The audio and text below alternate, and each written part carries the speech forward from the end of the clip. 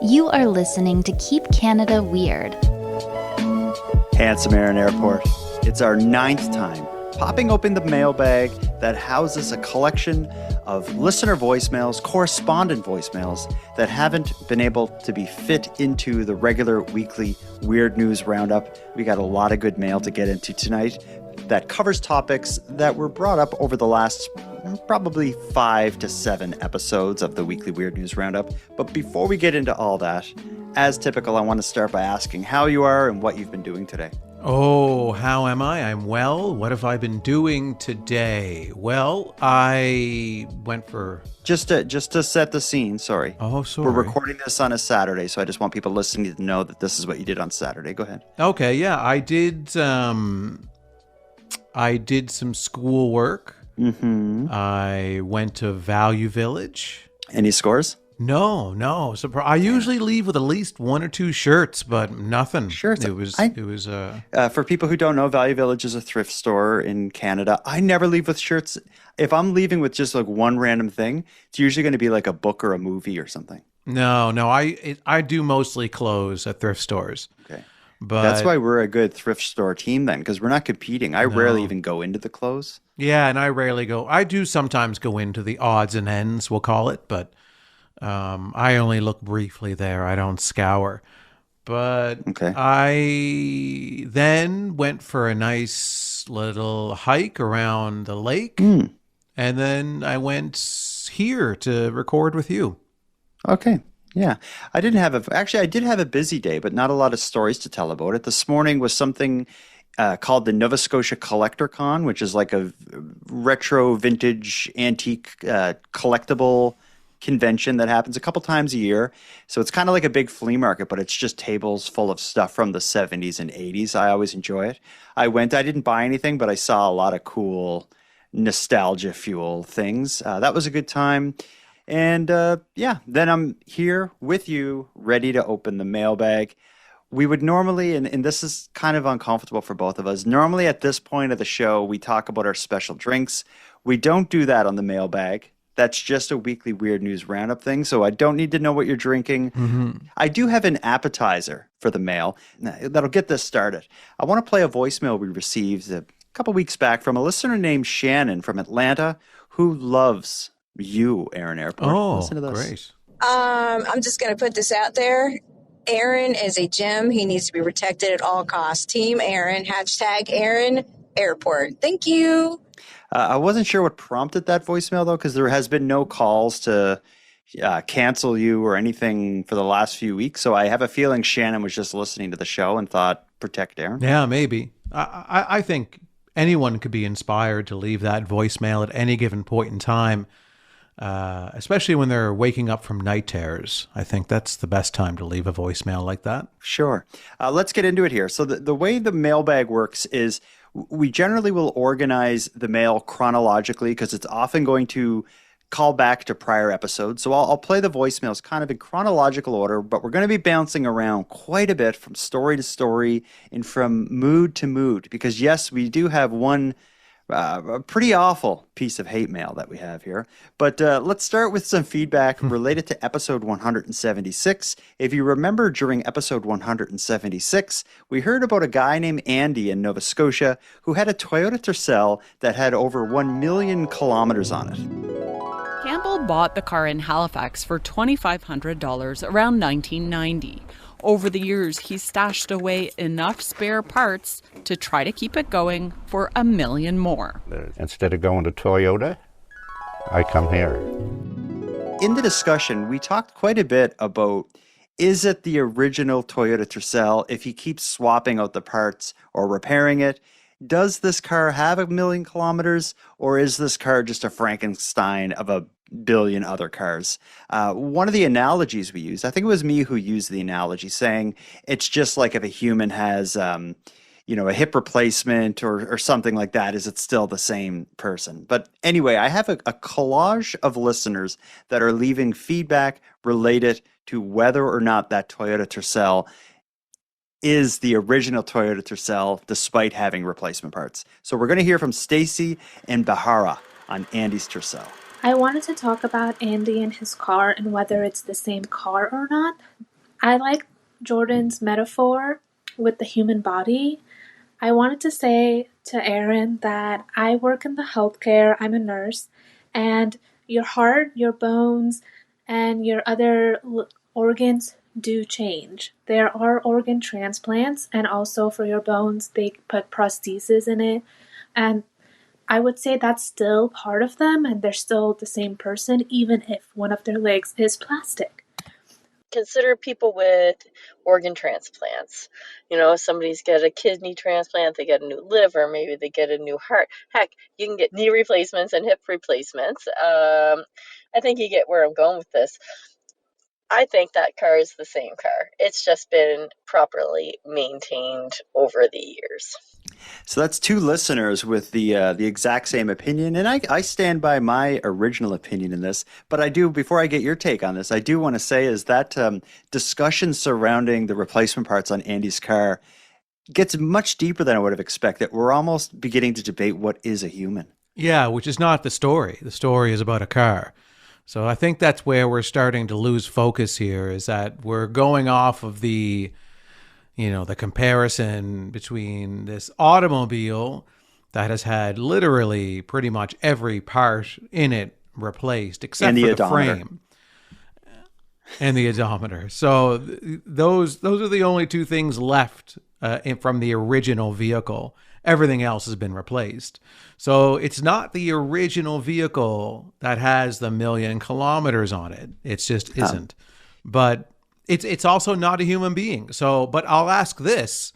If a human being gets a brain transplant, which is the motor of the car, basically, yeah. Is it still the same person? Well, what if it gets a brain transplant? It has almost all of its bones, 80% of its bones replaced with prosthetics. It has a bunch of plastic surgery, so its face looks young and youthful and stuff. And it even has skin grafting over its entire body. For one, that would be a complete freak of nature. But would it be the same human being? Well, we're getting into a very philosophical question here, but I think at the end of the day, a car is not a human being. I don't think we can make the comparison. It's not a living thing. It's a vehicle. And I think that so much has been replaced on this vehicle that it is immoral to brag about it having 1,000,000 kilometers. Okay, so to Andy, the gentleman in Nova Scotia who's maintained this car, great work maintaining your car, but does he have a car with over 1,000,000 kilometers? I think we'll have to agree to disagree. I say yes, because a part of car ownership is maintenance. Handsome Aaron Airport says he should be arrested. All right. Let's solve a mystery here. We talked, I don't know how this even came up. This wasn't anything about one of our specific stories that we covered, I don't believe. We talked about grapes and how grapes in French is raisin, but dried grapes in English are raisins. So there's this complicated mix up of terms. I think it came up because you were drinking grape pop in one of the intros, or I was, or something. But anyway, we've been talking about the etymology of the French word raisin and all of that stuff. We have a listener named Matt who has a little bit of a theory on it. Listen to this. Hi guys, this is Matt. I think I can shed some light on this grape versus raisins situation. You see, back in the day, the French sent their first shipment of grapes over to the New World. By the time they arrived, they were all dried up, and the Americans were like, hey, what are these? And the French were like, c'est raisin. And then the Americans were like, raisins? And then the French were like, oui. And so, the rest is history. I didn't fact check that. I don't know if that's what actually happened, but it would kind of make sense. Like the first time English people got grapes, maybe they were dried up and just all wilted and crappy, and the people delivering them, like, they're called raisins. That just started the misunderstanding. Yeah, I love that theory. My only question, I guess, is at what point in time did we then start calling grapes grapes? We would have, I guess we're like, oh, we've been calling the dried out ones raisins all this time, and now these good ones, you're calling them raisins. We need a different word because it's a whole different thing than the dried out ones you delivered last time. Um, yeah, it's even a hard issue to discuss because we're torn. We don't have the right words because when you say raisin, are you speaking French or are you talking about dried grapes? I don't know anymore. I don't know what a grape or a raisin is anymore after this. So We've lost the plot. I think we should just start fresh with this whole grape versus raisin thing and just Different give it words. a new word. Okay, we'll ponder that while we move on to feedback related to episode 177. This one is going to take us on a bit of a ride. In episode 177, we heard the story of the American asylum seeker who snuck across the border into Canada on a yak.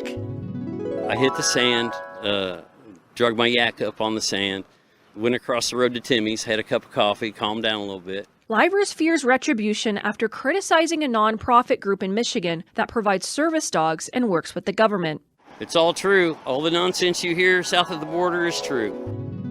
We covered that story, and then a listener named Erica reached out to us to let us know that there was another interesting Canadian story that we missed that played out like a month or two earlier. It happened in July of 2025, happened in PEI, and it's another weird story that involved a kayak, and she was surprised that we missed this hometown story.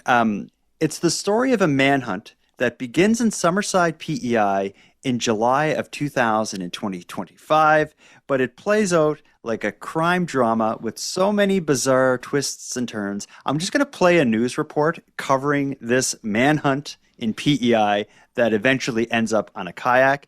You may almost need a pen and paper to follow the play-by-play of the many bizarre twists and turns in this one. Here it comes. Lanigan first came on police's radar this weekend when they say he got in a fight with two other men in Miminigash and shot off a gun. He's already been charged for that. Earlier in the week, police had said they did not believe Lanigan was a threat to public safety, so they didn't issue an emergency alert.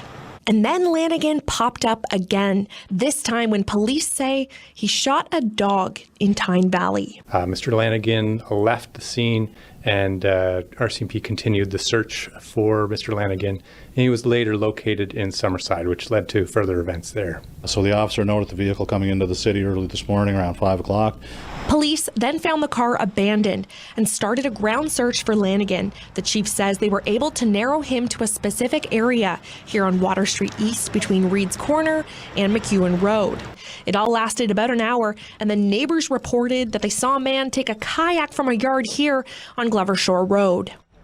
Lanigan then got in the water behind me here, which is technically RCMP jurisdiction, but those officers were already here alongside the Summerside police, so they were able to borrow kayaks from the same neighbor and get in the water to get Lanigan and bring him to shore. Now, both police forces say it's actually the Joint Forces Drug Unit that is leading this investigation, and it hasn't yet been decided which new charges will be laid in connection with this new incident. I didn't hear this story like when this first played out in the news. It went completely over my head and was not on my radar. But even like hearing it now, I wonder like, is this a weird news story involving a kayak, or is this like what the hell even is this? Well, kayaks, I think, are easy to use in situations like this because they're often just lying on a beach, lying by water, and it's kind of a quick getaway, I guess, because. Mm-hmm. You know, they're easy enough to use that you can jump in and start paddling and get away. Unfortunately, I guess for this guy, the police also had access to some kayaks nearby and jumped in. And well, it was from the same place, like where he stole the kayak from. Had other kayaks that they're like, yeah, like take them, please. He should have ran somewhere where there was one kayak. Well, that's how you're going to do that. Where you know there's one kayak somewhere. Yeah. But it's actually not a bad getaway vehicle, but it'd be better at night. And the reason for that is a kayak is quiet. So you can slip into the water, stay low to the ground or low to the water, and you could slip away pretty easily on a kayak. As far as like espionage and sneaking and stuff, yeah, kayak's great for that. But This seemed to happen in the middle of the day, which is a whole different story. Because then you just look like an idiot. They're like, he's right there out on the water in the kayak. Yeah, and these police officers now could be a part of a brand new yak patrol. If anywhere would have a yak patrol, it'd be somewhere like PEI. I just don't see it as a dangerous place. You see police officers on bicycles, on horses, on foot. Why not on kayaks? Maybe because they're so slow and like a polite vehicle. Like, what's more polite? Actually, a horse is pretty polite too, as far as like the perception of it coming up on you. Like, I don't. Actually, I say that, but if there's an officer on a horse, like they can use that for crowd control too, because the horses will like push you and stuff. Maybe a horse is a bit more intimidating when you're standing next to it than looking at it on TV. I don't know if a kayak is ever going to be intimidating. No, but it could be practical if you're enforcing certain laws out on the lakes. Would they have a motor, or would they just the cops paddle like crazy? They've got giant arms by the time they retire. The rest of their bodies are very tiny, but their arms are massive. Yeah, like when you retire from the kayak patrol of PEI. Interesting thought. Let's take our first break. When we get back, we have to get into a topic we talk about a lot, which is the naming of the puberty problem. A bit of a mailbag trope. It seems to come up every time we get a lot of voicemails about this. After this break.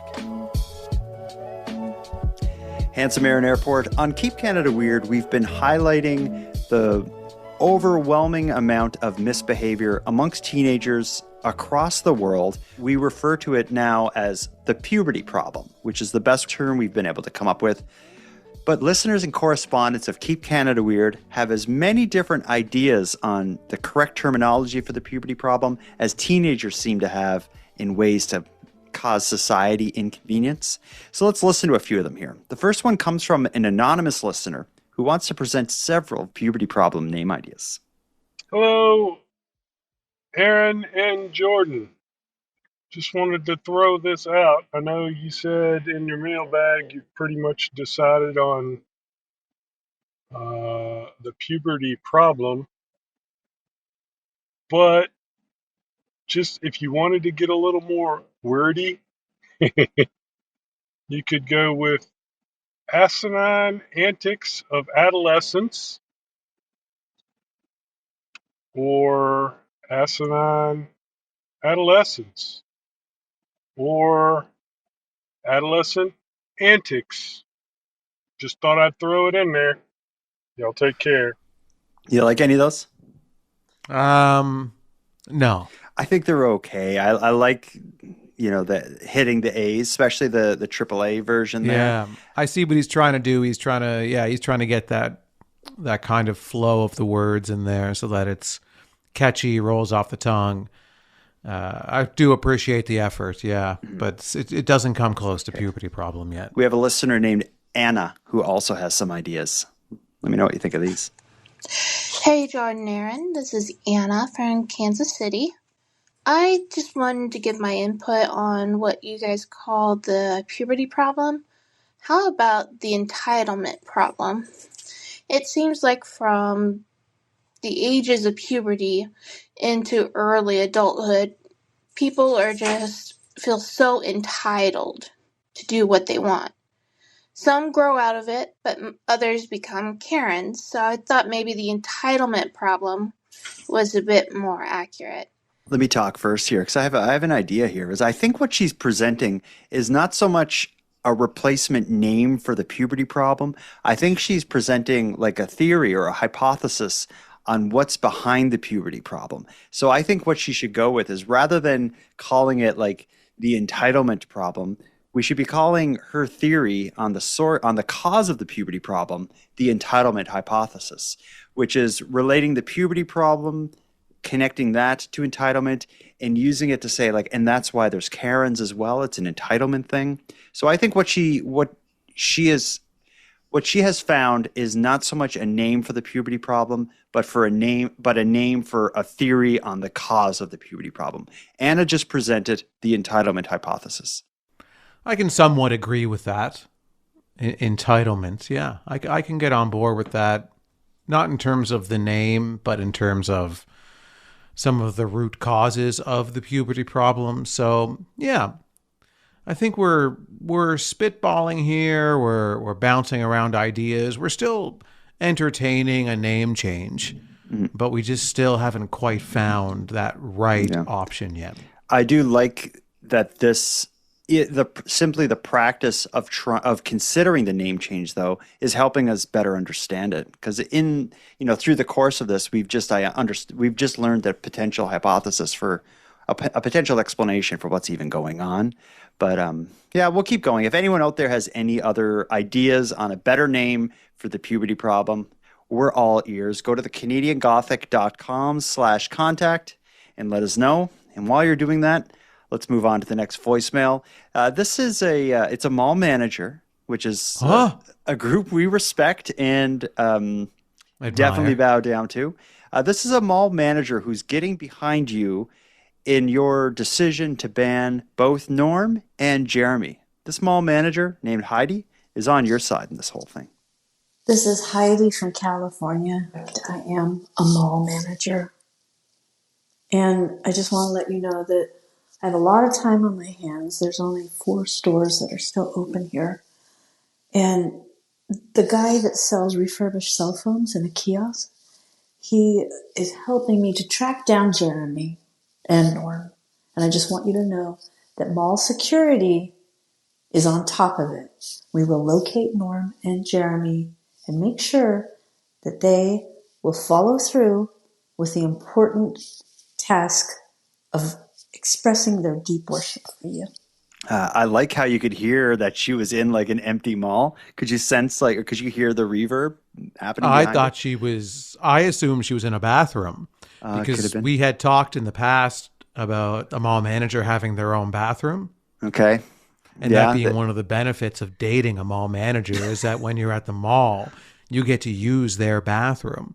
And so I think she was hitting the nail on the head here in terms of why it's so glamorous to be a mall manager and proving the fact that she is a mall manager and she's not lying, because you could hear her in her bathroom. Yeah, you could hear her voice reflecting on those ceramic tiles of solid gold. That is the mall manager's private bathroom. She is pulling in all the resources, though. She has security looking for Norm and Jeremy. She has the fella from the kiosk who sells cell phones working on it as well, trying to triangulate their locations. I'll make it easy, though. We call him Norm from Vegas, and he's banned from the show, from contributing voicemails for the show. But what we wanted to do, I think, from the beginning was just that, simply ban them from contributing more voicemails. We're not looking for like a mall resource militia to track these fellas down. We're not looking to harm them physically. We should probably state that for the record, too. This is just simply, as Jordan said, we're banning them from leaving voicemails for determined amounts of time, and we don't want anyone to assault them.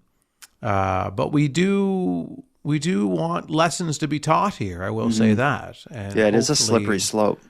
It is. It's a fine line to walk, and I really hope that Norm and Jeremy will eventually come back with apologies. Let's move on to the next piece of voicemail. This relates to episode 179. This is a story that did not have an apology.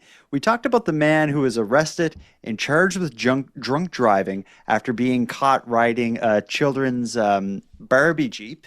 He was very unapologetic. He described it as being silly, but he was resigned to the fact that he did have to go to court in December. I didn't think you can get a DUI on a Barbie truck. I think it's really hilarious. Like, it's funny. It's just, I gotta go to court though in December. We have a listener named Alex from Arizona who, to my surprise, speaks out in support of this man drunk driving a Barbie Jeep. Listen to this. Hi, Jordan and Aaron. I just heard this. This is Alex from Arizona, Tucson. I just heard the story about the guy on the Barbie Jeep. I don't know what these Winnipeg police are really so upset about. Well, Well, first of all, my brother and his friend up the street used to take the boys' Jeep, the, camo one or whatever it looked like, that didn't even have a motor working. They used to ride it down Main Street in our town because it was on a hill. And I think they weren't inebriated though, but so maybe that's why it was okay. In Tucson, I'm pretty sure I saw a guy doing that just the other day down the street from me. It is so within the ordinary range of what you'd see inebriated people doing here. You'll see people on drugs, and they're going down the street against traffic. I just think, Winnipeg, don't they have a lot of crime? I just don't understand why they wouldn't let something like that go. I'm sure somebody could have been doing something way worse when they were worrying about that. Anyway, thanks, guys. I don't know if I get behind her stance on this. For one, she described a few things. She's like, was it her brother and his buddies driving like this little thing that, for one, it didn't have a motor, or it wasn't motorized. Also, they weren't drunk. So it's already it's a big difference. Guy was drunk driving something motorized on the road. So he kind of opened himself up for some of those rules. But the whole idea of is there not something better for police to go after in Winnipeg? There probably is more bigger things happening. But this idea that if every cop was working on the unsolved murder and everything else was fair game, the world would just fall apart. You need to have some cops working on the stuff that's not as important. I agree. And I think that this is very important and does deserve the time of the police, because this individual, intoxicated, riding one of these cars, even though it's a toy car, still he's darting in and out of traffic, and he's impaired. He has impaired judgment. And I think that it's definitely a finable situation, a finable offense. Yeah. One thing too that Alex from Tucson, Arizona may not consider is in Canada, the government pays for our health care, therefore taxpayers pay for our health care. So we have a lot more public safety rules because of that, I think, at least. For example, when I'm in the United States, I find I see a lot of people driving motorcycles and stuff without helmets. I don't think you're required to wear a helmet on a motorbike in a lot of states in the US, if not right across the country. And a part of my thinking about that is if you fall off your motorcycle and just wreck your head in the US, it doesn't cost the government really that much. Where in Canada, the government would have to, through our government health care, would have to pay to fix your head. Mm-hmm. And we all want to keep our heads intact, I think. It's important. It's a good policy, whether the government pays for the repair of your head or not.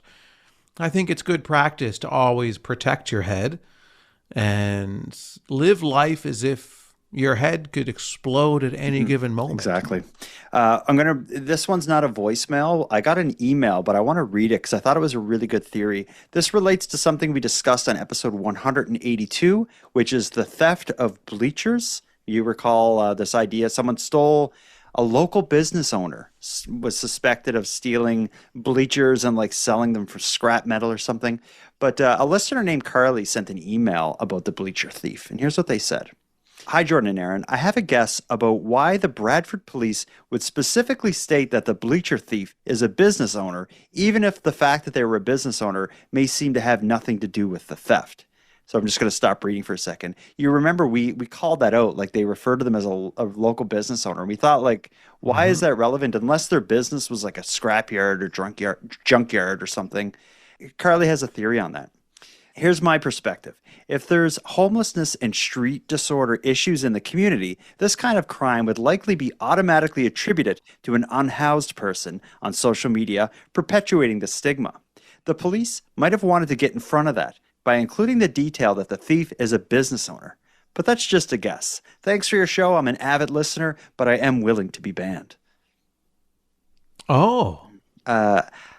I don't ban people. That's a you thing. But I will say if Carly was going to be banned, it was because of it was for committing the crime of sending an email rather than a voicemail, because I so much prefer hearing people's voices and accents and all that stuff. But all that to say, I think that's a really good theory. Because I would say, like, if you hear someone stole bleachers and sold them for scrap metal or something, I could see a lot of people thinking like it's people from the tent encampment or the homeless people or something like that. By referring to them as a business owner, maybe that's the police's way of saying like this is the person who did this has legitimate means of making money, yet they still stole the bleachers from the park and sold them, which makes it a bit worse. Right. I think it's a good theory. I think it makes sense. And Carly, I'd love to ban you. I'm going to ban you from emails for, let's say, 1 year. You can't email us for 1 year. You can leave voicemails, but you can't email for 1 year. So if you would like to, fight this ban, you're welcome to leave a voicemail. That way you can get your opinion across, and certainly we'll listen to that. But in terms of emails, you are no longer allowed. You are officially banned. Let's take our second and final break. When we get back, we got a whole lot of ice cream to talk about. We got a lot of voicemails about ice cream for this mailbag. Handsome Aaron Airport, the topic of ice cream has gone hand in hand with Keep Canada Weird for the past probably 2 or 3 or 4 months. We've been all over the ice cream beat, mainly in the context of senior citizens eating ice cream and the joy that comes as a result of that. We've got a lot of voicemails related to the many times we brought up ice cream and senior citizens eating ice cream on this show. I'm going to start with the one that I like the best. In one of the past episodes, I don't recall which one it was. It may have been 179.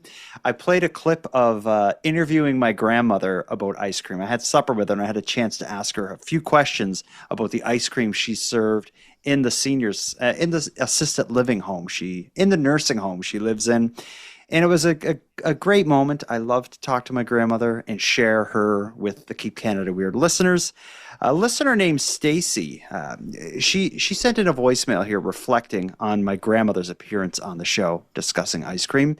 And in her reflection, I think she's trying to say that seniors eating ice cream is a beautiful thing.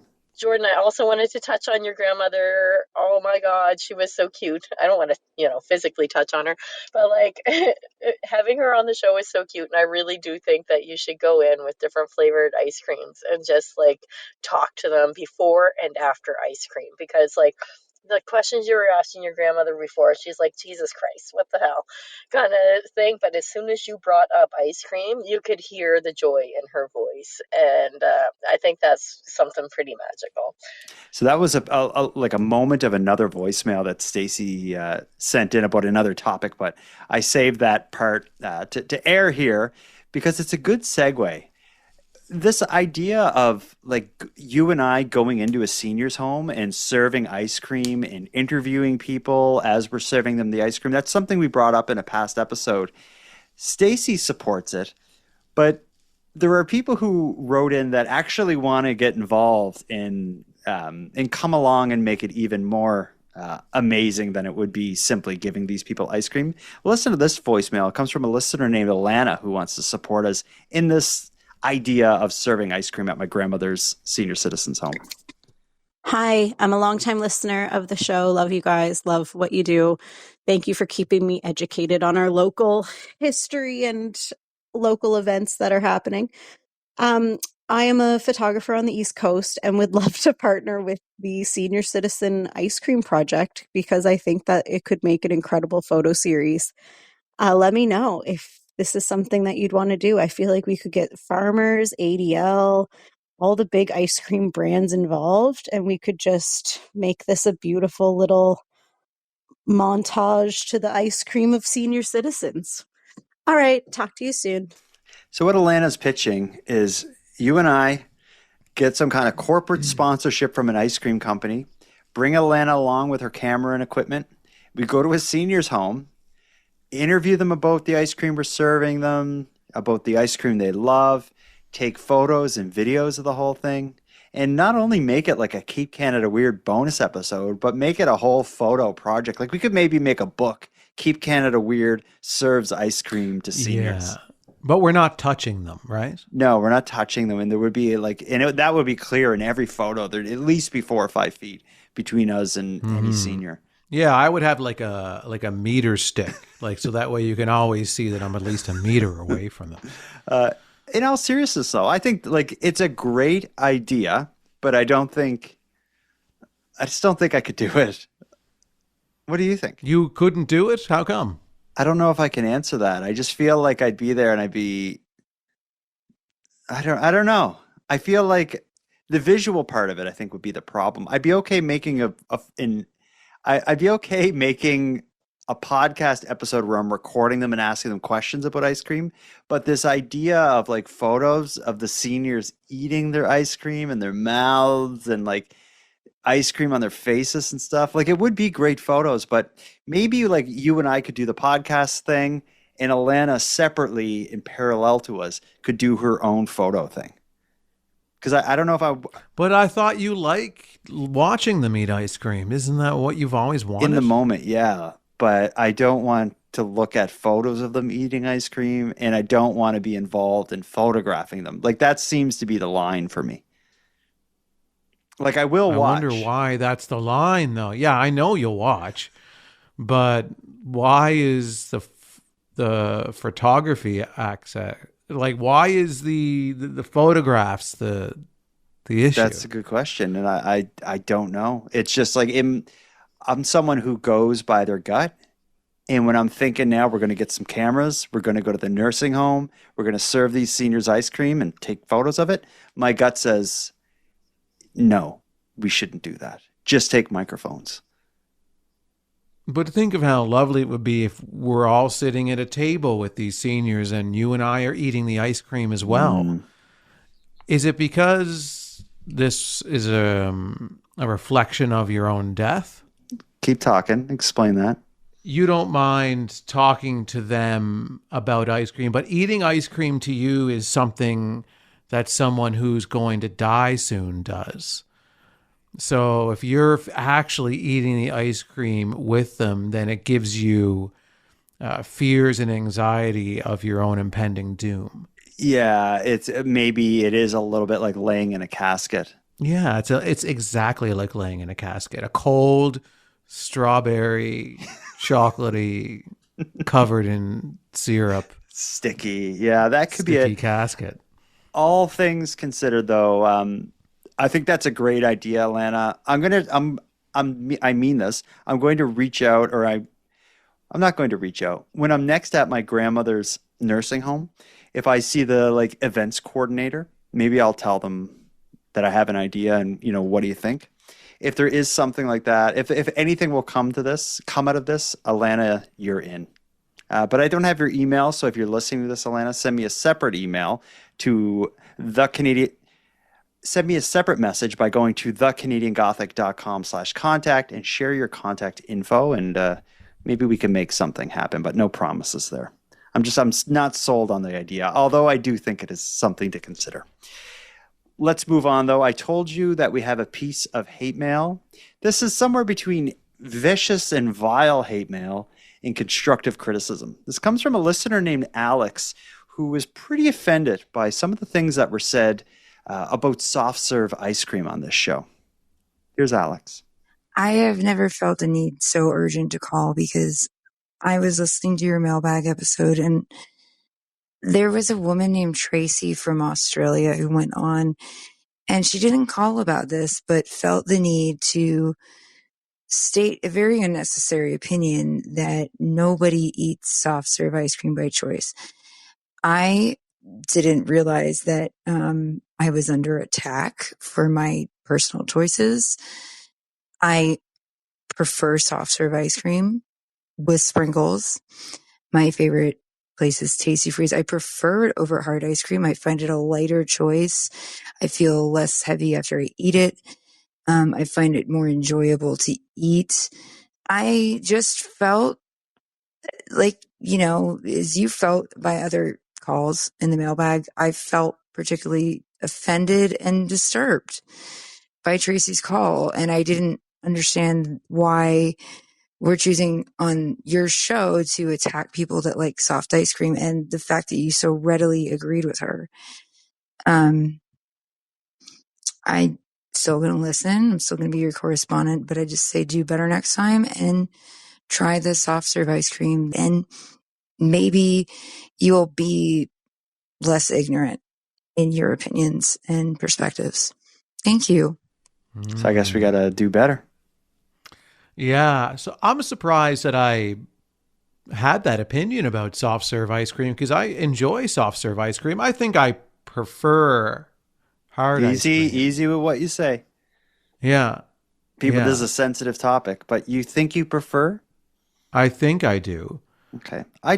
If I go somewhere and there's thing with hard serve, it's often there's 99 flavors or whatever. And so there's so much more choice. I think soft serve can't do that. Generally with soft serve, there's 3 options: vanilla, chocolate, or vanilla chocolate swirl. But the soft serve has more adaptability because it can be filled with things more. So you can kind of create your own flavors, like the way a Blizzard is at Dairy Queen. Yeah, well, that would be using soft serve, yeah. Yeah, using soft serve. So you can put in your Oreo pieces, you can put in your Reese's pieces, you can put in whatever it is that you want. You can dip soft serve into a flavor. Yeah, like into liquid, that chocolate, into a liquid, that hardness. Yeah. So a dipped cone. So that's a soft serve ice cream. You can put sprinkles on it, like dried coconut and stuff, and that is nice. Yeah. But I think what that speaks to is that soft serve ice cream is a good base. So, people love sundaes. That's soft serve ice cream with additional things to amplify the soft serve ice cream and bring it to the next level. A Blizzard from Dairy Queen is soft serve ice cream with mix-ins. Putting sprinkles on it is, dressing up a soft serve ice cream cone.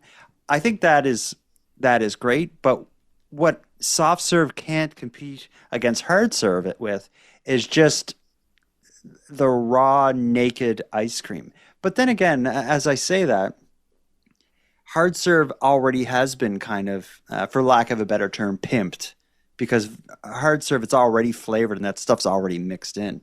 It's already mixed in, but the soft serve allows you to make your own choices. Make it your own, yeah. Yeah, so I think, I don't know if you have the time, but to go back and maybe find that clip to see what you said.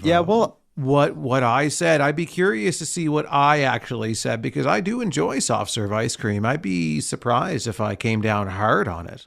I think what it was is I don't know if we did, but that listener named Tracy was hard on it, and maybe what Alex wanted was for us to call Tracy out, perhaps ban it, maybe not even air the voicemail at all.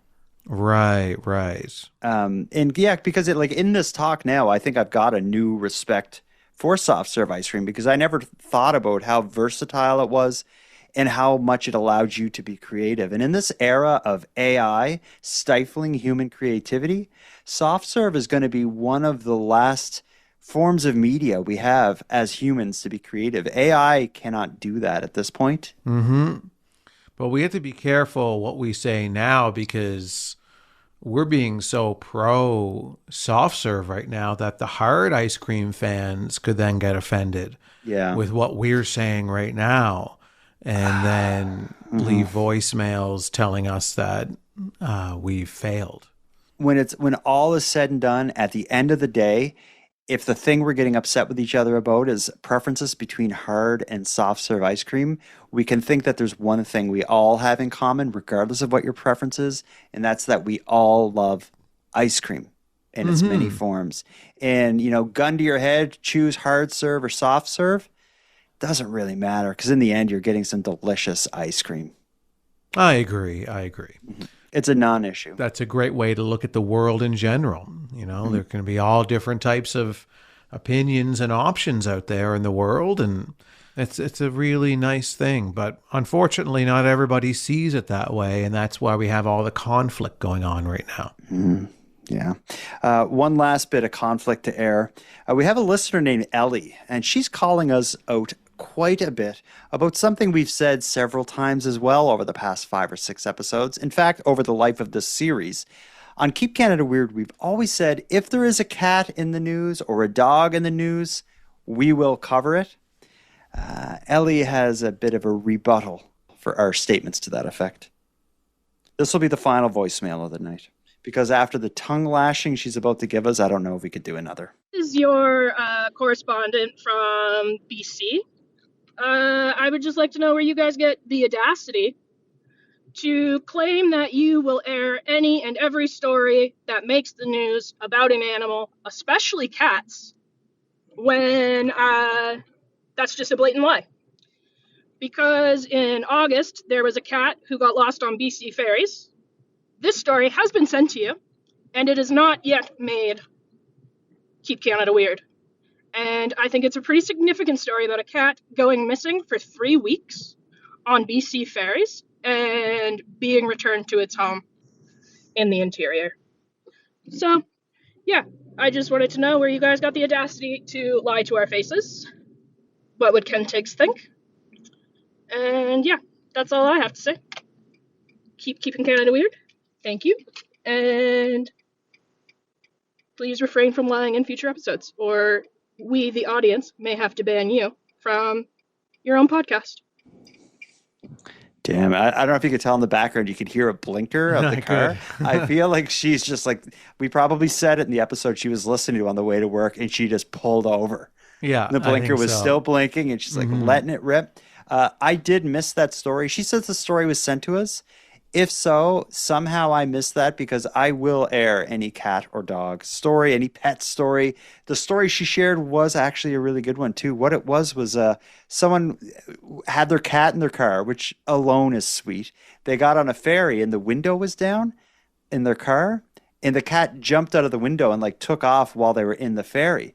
So they couldn't find the cat, so they had to leave the ferry, which led to this like public appeal for, if you're on the ferry, look out for our black and white tuxedo cat.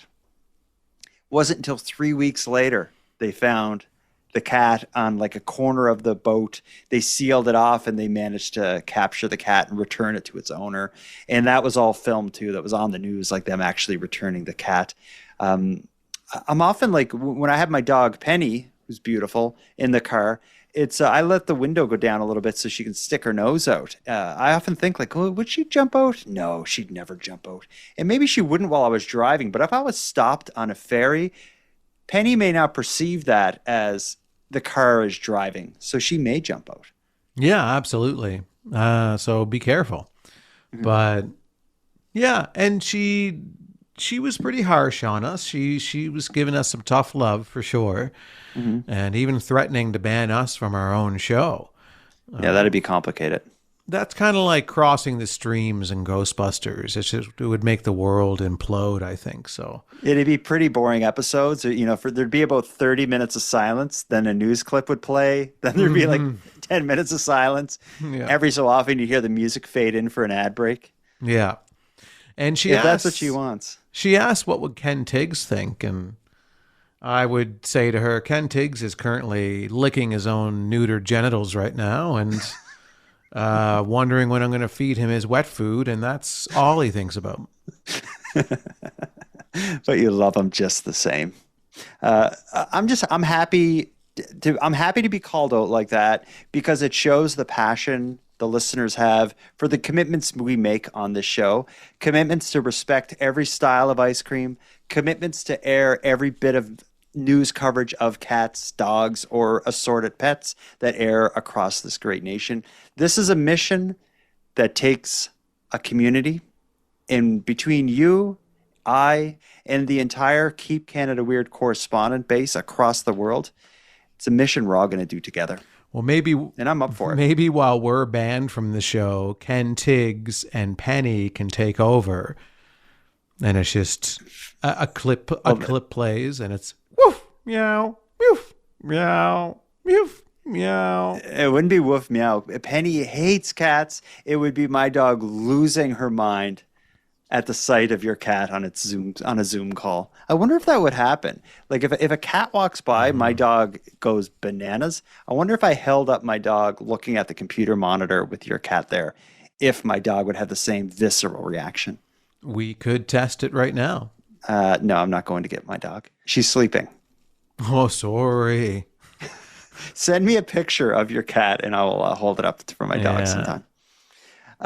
I think we've done enough, though. We're caught up on voicemails now, and that's a big deal because we had a ton, but there's already some voicemails we got from the most recent episode. So I'm already beginning preparations for the Keep Canada Weird Mailbag Volume 10. Shouldn't be too far away. I'll try not to let it go this long. Great. I love the mailbag. I love hearing from the listeners. So let's do another one soon. Okay. Well, let's wrap it up. Do we do the until next time thing on the mailbag, or do we just say bye? I think we just say bye, but there's no written rules. We can do the next time thing. What? No, let's try to find something unique for the mailbag. Unique for the mailbag. Okay. Let's do predictions. Over the next month, do you think we will do another story? So from episode 185 to 190, do you think we will do another story that relates to scrap metal in some capacity? Definitely, yes. 100%. Now you ask me one. Do you think that there will be... Do you think that Norm will get back to us within the next 2 months? You know what? We haven't heard from Norm since banning him. He's a regular listener. He sent voicemails many times. He has not responded to the bannings. Maybe he's taking it very seriously, or maybe he's just, way behind in podcasts and he hasn't heard us ban him yet. Will we hear from him in the next 2 months? Yes, I do think we will. Although Norm is in Vegas, I'm sure the winter months, I'm sure they don't have winter there, but November and December, things probably cool down quite a bit in Vegas. Maybe that'll encourage him to listen to more podcasts and he will reach out to us. Yes, I do think. Yes, great. And I look forward to his apology. I want to thank you for helping Aaron and I fulfill our mission to keep Canada weird. Now, if any one of you listening want to get more involved in what we're doing, we need all the correspondence we can get. So if something weird happens in your area, or if you have any thoughts on anything we discussed tonight, let us know about it. The best way to reach us is by using the voice recorder that can be found at thecanadiangothic.com/contact. Now, I'm going to start wrapping up the episode, but before we part, let us thank a few people. First of all, Aaron and I want to give a big thank you to all the correspondents who contributed to this episode. If your voice message was aired on the show, go back to thecanadiangothic.com/contact and fill out the form to claim your swag pack and Keep Canada Weird badge. We'll happily get it right out to you. Next, a big shout out to Unicole for the intro and outro voiceovers, and Monty Data, who provides the outro version of O Canada that you're about to hear. And then lastly, but most importantly, we have a massive thank you to every one of you listening, as without your interest and your support, this work would be impossible. And for any one of you out there who want to support the show financially and get more out of the show at the same time, please consider the premium feed. Our premium feed subscription costs just a couple bucks a month, and that money will fund the creation of new episodes. But the premium feed will also give you those episodes early, give them to you ad-free, and give you access to a full back catalog of Keep Canada Weird episodes and bonuses. You can go premium at thecanadiangothic.com/subscribe. And even if the premium feed isn't for you, you can still support. And keep Canada weird. Please keep Canada weird.